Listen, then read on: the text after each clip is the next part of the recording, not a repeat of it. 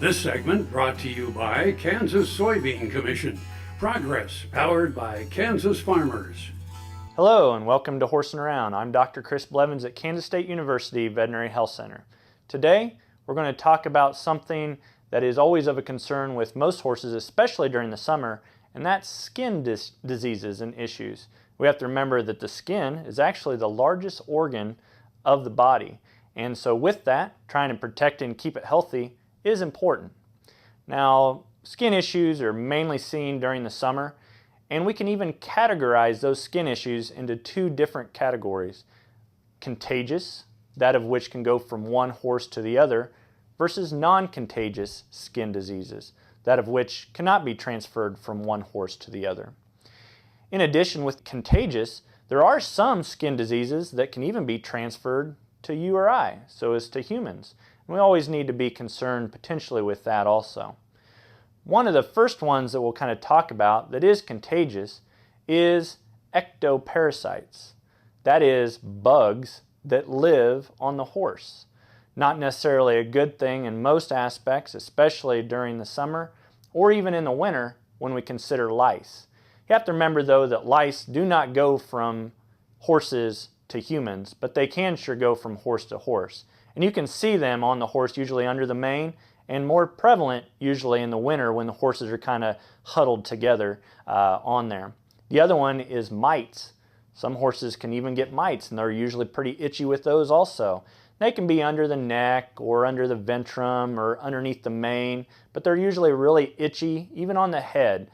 The veterinarian would be able to diagnose those things, and some of them are even reportable because of their contagious nature. One of the most common mites is the feather mite that is usually found in draft horses around their hooves.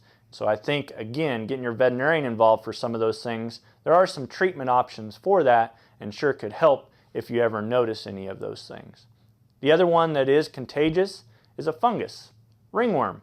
Horses can get ringworm. Horses could transmit ringworm from one horse to the other, but also to you as a human. So I think if you ever notice those type of lesions, they're circular little lesions on the skin, that you contact your veterinarian and figure out the best treatment options for those things too.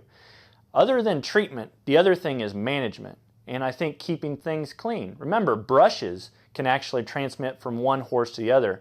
So what you think is doing a good thing by grooming your horse or putting a saddle pad on one horse and the other could be transferring of diseases, including that of which is on the skin especially. I think the other thing to remember that sometimes environment can cause different disease processes to start. One of the other ones is a virus that can be on the skin, papillomavirus. That is warts. So horses can get warts. They can get warts on their muzzle. They can even get a wart in their ear.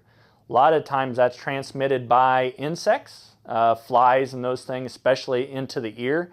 And so what do you need to do for those? A lot of time the immune system will go ahead and take care of it on its own, but you can contact your veterinarian and sure ask him about different medications and other modalities of trying to help prevent or get rid of warts.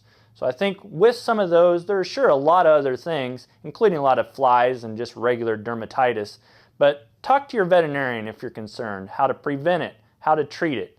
Even give us a call here at Kansas State University Veterinary Health Center if you have those additional questions. I'm Dr. Chris Blevins at Kansas State Vet School, and we'll see you around.